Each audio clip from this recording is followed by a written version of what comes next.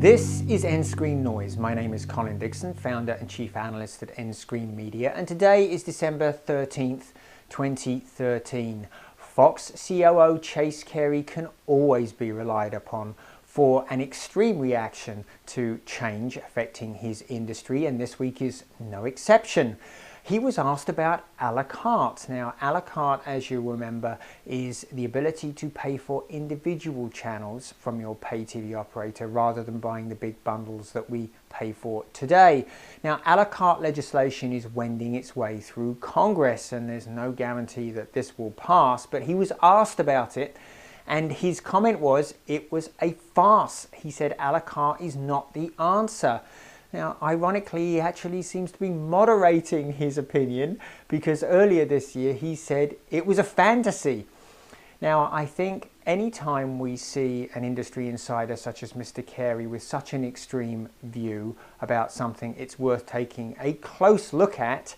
But he had an interesting follow-on point. He said that the bundle is a great proposition compared to the world of $5 lattes. A good point. $5 lattes is $35 a week, which is a lot more than you pay for a pay TV subscription.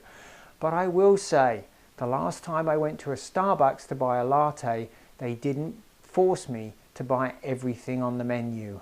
So a bit of a difference there in business models between lattes and pay TV. Now, Mr. Carey went on to say that he thought that the industry has not delivered on the promise of TV everywhere, and I think he's pretty right about that. But Fox isn't waiting around for pay television. They are moving ahead on their own, and this week announced that Fox Now would be available on Xbox One with full episodes. So if you have a pay TV subscription, you'll be able to watch the most recent episodes of Fox shows, and if you don't, you'll be able to watch shows outside of the 8-day window, 8-day after broadcast. So this actually made me wonder how PS4 and Xbox One are doing, and they're doing pretty well. According to spokesmen from Amazon, for example, they're already sold out of their allotment. You can only buy it from third-party sellers on Amazon today. Xbox One has actually sold 2 million since its launch on November 22nd, and PS4 has done slightly better at 2.1 million since its 15th of November launch. Both of these are great OTT video platforms and have launched with a raft of video apps that consumers can use to watch OTT video services, although I will say Xbox does seem to be broader.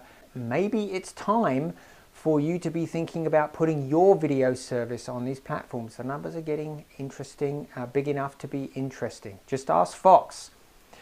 Finally, I wanted to talk about something that caught my eye. It turns out if you think we're being ripped off in the US for pay TV subscriptions, well, OfCom in the UK thinks we're actually not as bad off as UK subscribers. They did some research and found that the average UK subscriber that's buying premium services on pay TV is paying $107 a month.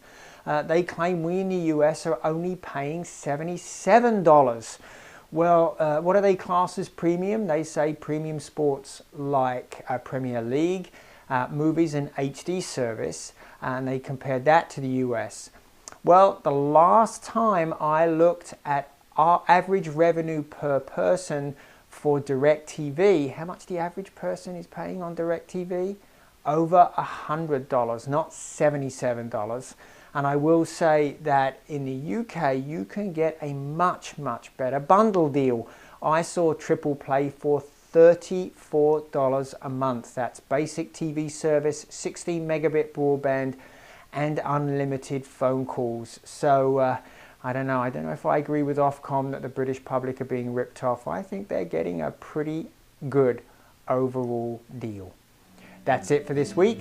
We'll see you again next time.